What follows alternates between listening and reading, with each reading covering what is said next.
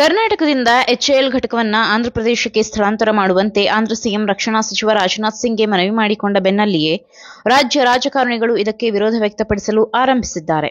ಈ ನಡುವೆ DCM DK Shivakumar ಯಾವುದೇ ಕಾರಣಕ್ಕೂ ನಾವು ಎಚ್ಎಎಲ್ ಅನ್ನ ಬಿಟ್ಟುಕೊಡುವುದಿಲ್ಲ, ಇದನ್ನು ಬಿಜೆಪಿ ಸರ್ಕಾರ ನೀಡಿದ್ದಲ್ಲ, ಮಾಜಿ ಪ್ರಧಾನಿ ಜವಾಹರಲಾಲ್ ನೆಹರು ಅವರು ನಾಡಿನ ಸಾಮರ್ಥ್ಯ ಗುರುತಿಸಿ ಬೆಂಗಳೂರಿನ ಎಚ್ಎಎಲ್ ಘಟಕ ಸ್ಥಾಪಿಸಿದ್ದರು ಎಂದಿದ್ದರು. ಆದರೆ ಡಿಸಿಎಂ ಡಿಕೆ ಶಿವಕುಮಾರ್ ಅವರ ಮಾತು ಎಲ್ಲರಿಗೂ ಇಷ್ಟವಾಗಿಲ್ಲ. ಮೈಸೂರು ಮಹಾರಾಜ ಹಾಗೂ ಮೈಸೂರು ಕೊಡಗು ಸಂಸದ ಯದುವೀರ್ ಒಡೆಯರ್ ಸೂಕ್ತ ಮಾಹಿತಿಗಳೊಂದಿಗೆ ಡಿಸಿಎಂಗೆ ತಿರುಗೇಟು ನೀಡಿದ್ದಾರೆ. ಒಟ್ಟು 18 ಟ್ವೀಟ್ಗಳ ಥ್ರೆಡ್ನಲ್ಲಿ ಇದರ ವಿವರವನ್ನ ನೀಡಿದ್ದಾರೆ. ನೆಹರುಗೂ ಎಚ್ಎಎಲ್ಗೂ ಸಂಬಂಧವೇ ಇಲ್ಲ ಎಂದ ಯದುವೀರ್. ಕರ್ನಾಟಕದ ಉಪಮುಖ್ಯಮಂತ್ರಿ ಡಿಕೆ ಶಿವಕುಮಾರ್ ಅವರು ನೆಹರು ಎಚ್ಎಎಲ್ ಅನ್ನ ಸ್ಥಾಪಿಸಿದರು ಎಂದು ನೀಡಿದ ಹೇಳಿಕೆ ಸತ್ಯಕ್ಕೆ ದೂರವಾಗಿದೆ. ನೆಹರು ಅವರಿಗೂ ಎಚ್ಎಎಲ್ ಸ್ಥಾಪನೆಗೆ ಯಾವುದೇ ಸಂಬಂಧವಿರಲಿಲ್ಲ. ಯಾಕಂದ್ರೆ ಎಚ್ಎಎಲ್ನ ಸತ್ಯಗಳು ಹೀಗಿದೆ ಎಂದು ಬರೆದುಕೊಂಡಿದ್ದಾರೆ. ಇಂಟರ್ ಕಾಂಟಿನೆಂಟ್ ಕಾರ್ಪ್ನ ಅಧ್ಯಕ್ಷರಾದ ವಿಲಿಯಂ ಡಿ ಪೌಲಿ 1933ರಲ್ಲಿ ಚೀನಾದ ರಾಷ್ಟ್ರೀಯತಾವಾದಿ ಸರ್ಕಾರದೊಂದಿಗೆ ಪಾಲುದಾರಿಕೆ ಮಾಡಿಕೊಂಡು ಕ್ಯಾಂಪ್ಕೋ ಅನ್ನ ಪ್ರಾರಂಭಿಸಿದರು. ಹ್ಯಾಕ್ 75 ಮತ್ತು CW-21 ಯುದ್ಧ ವಿಮಾನಗಳನ್ನು ಜೋಡಿಸುವ ಉದ್ಯಮ ಆರಂಭಿಸಿದರು.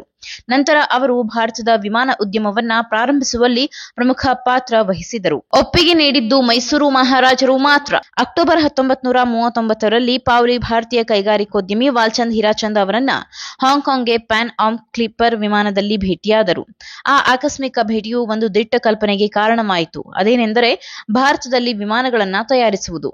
ಪೌಲಿ ಜುಲೈ 1940ರಲ್ಲಿ ಭಾರತಕ್ಕೆ ಭೇಟಿ ನೀಡಿದರು ಮತ್ತು ಕೇವಲ 72 ಗಂಟೆಗಳಲ್ಲಿ ಯೋಜನೆಗೆ ಬ್ರಿಟಿಷ್ ಅನುಮೋದನೆಯನ್ನ ಪಡೆದರು. ಆದರೆ Walchand the India steam navigation ಕಂಪನಿಯ ಷೇರುದಾರರಿಗೆ ಈ ಕಲ್ಪನೆಯನ್ನ ಪ್ರಸ್ತಾಪಿಸಿದಾಗ ಅವರು ಅದನ್ನ ತಿರಸ್ಕರಿಸಿದರು.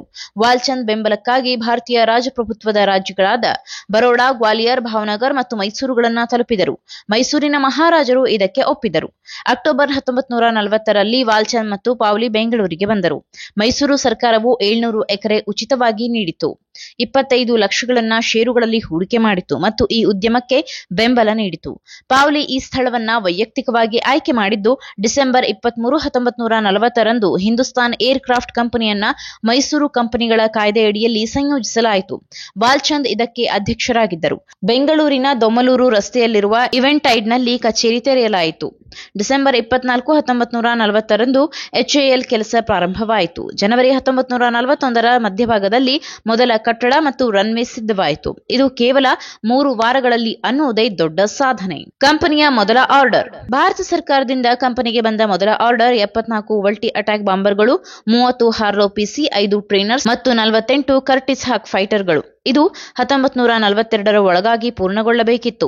ಏಪ್ರಿಲ್ 1941ರಲ್ಲಿ ಬ್ರಿಟಿಷ್ ಭಾರತೀಯ ಸರ್ಕಾರವು ಹಿಂದೂಸ್ತಾನ್ ವಿಮಾನದಲ್ಲಿ 25 ಲಕ್ಷ ಹೂಡಿಕೆ ಮಾಡಿತು. ಈ ನಡುವೆ ಚೀನಾದಲ್ಲಿ ಜಪಾನಿನ ಬೆದರಿಕೆಯಿಂದಾಗಿ ಯಂತ್ರೋಪಕರಣಗಳನ್ನ ಕ್ಯಾಂಪ್ಕೋನಿಂದ ಮೈಸೂರಿಗೆ ಸ್ಥಳಾಂತರಿಸಬೇಕಾಯಿತು.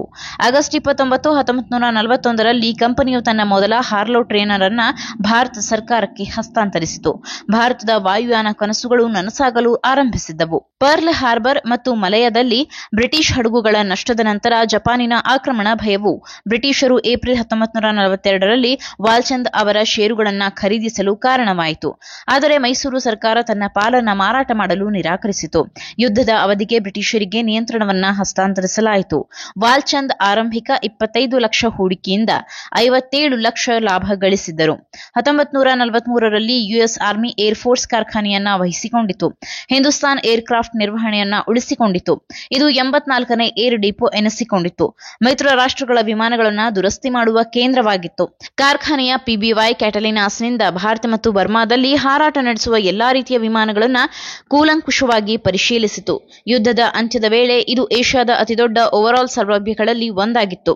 ಯುದ್ಧದ ಸಮಯದಲ್ಲಿ ಸರ್ಕಾರವು ಮೈಸೂರಿಗೆ ತನ್ನ ಆಸಕ್ತಿಯನ್ನು ಮುಗಿಸಲು 12.11 ಲಕ್ಷಗಳ ಪರಿಹಾರವನ್ನು ನೀಡಿತು. ಏಪ್ರಿಲ್ 1946ರಲ್ಲಿ ಮೈಸೂರು ಮತ್ತೆ ಸಕ್ರಿಯ ಪಾಲುದಾರ ಎನಿಸಿಕೊಂಡಿತು. Hindustan aeronautics limited. ಅಕ್ಟೋಬರ್ 1, 1964ರಂದು ಕಾರ್ಖಾನೆಯನ್ನು ರಕ್ಷಣಾ ಸಚಿವಾಲಯದ ಅಡಿಯಲ್ಲಿ ಹಿಂದೂಸ್ತಾನ್ ಏರೋನಾಟಿಕ್ಸ್ ಲಿಮಿಟೆಡ್ ಎಂದು ಪುನರ್ರಚಿಸಲಾಯಿತು. ಆ ಪರಂಪರೆ ಈಗಲೂ ಮುಂದುವರೆದಿದೆ. ಮೈಸೂರಿನ ಪ್ರಮುಖ ಪಾತ್ರದ ಹೊರತಾಗಿಯೂ ಎಚ್ಎಎಲ್ ಮತ್ತು ಕರ್ನಾಟಕ ಸರ್ಕಾರವು ಈ ಸಂಸ್ಥೆಯ ಸ್ಥಾಪನೆಯಲ್ಲಿ ಮಹಾರಾಜರ ಪಾತ್ರವನ್ನ ಅಷ್ಟೇನೂ ಒಪ್ಪಿಕೊಳ್ಳುವುದಿಲ್ಲ. ಇದರ ವೆಬ್ಸೈಟ್ ವಾಲ್ಚಂದ್ ಅವರ ಫೋಟೋವನ್ನ ಮಾತ್ರ ಒಳಗೊಂಡಿದೆ. ಭಾರತೀಯ ವಾಯುಯಾನಕ್ಕೆ ರಾಜ ಮನೆತನದ ಕೊಡುಗೆಯೇ ಮರೆತು ಹೋಗಿದೆ. ವಾಸ್ತವಗಳನ್ನ ತಪ್ಪಾಗಿ ಪ್ರತಿನಿಧಿಸುವ ಮತ್ತು ನೆಹರು ಮತ್ತು ಗಾಂಧಿ ಕುಟುಂಬವನ್ನ ವಿಶೇಷವಾಗಿ ಸುಳ್ಳು ಹೇಳಿಕೆಗಳೊಂದಿಗೆ ವೈಭವೀಕರಿಸುವ ಬದಲು ಸರ್ಕಾರ ಮತ್ತು ಉಪಮುಖ್ಯಮಂತ್ರಿಗಳು HAL ಅನ್ನ ಬಲಪಡಿಸಬೇಕಾಗಿದೆ ಮತ್ತು ಅದರ ವಲಯದಲ್ಲಿ ಮುಂಚೂಣಿಯಲ್ಲಿರಲು ಅಗತ್ಯವಿರುವ ಕ್ರಮಗಳನ್ನು ಕೈಗೊಳ್ಳಬೇಕು. ಈ ಸಂಸ್ಥೆಯನ್ನ ಕರ್ನಾಟಕದ ನಾಯಕರು ನಿರ್ಮಿಸಿದ್ದಾರೆ ಮತ್ತು ಭಾರತದ ಪ್ರಗತಿಗೆ ರಾಜ್ಯದ ಕೊಡುಗೆಯ ಸಂಕೇತವಾಗಿ ಉಳಿದಿದೆ ಎಂದು ತಿಳಿದುಕೊಳ್ಳಲು ಅವರು ಹೆಮ್ಮೆ ಪಡಬೇಕು ಎಂದು ಬರೆದುಕೊಂಡಿದ್ದಾರೆ. ಈ ಮಾಹಿತಿ ನಿಮಗೆ ಇಷ್ಟವಾಗಿದ್ದಲ್ಲಿ ಈ ಬಗ್ಗೆ ಕಮೆಂಟ್ ಮಾಡಿ, ವಿಡಿಯೋನ ಲೈಕ್ ಮಾಡಿ, ಶೇರ್ ಮಾಡಿ. ನಮ್ಮ ಚಾನೆಲ್ನ ಸಬ್ಸ್ಕ್ರೈಬ್ ಮಾಡದಿದ್ದಲ್ಲಿ ಬೇಗ ಸಬ್ಸ್ಕ್ರೈಬ್ ಮಾಡಿ. ಧನ್ಯವಾದ.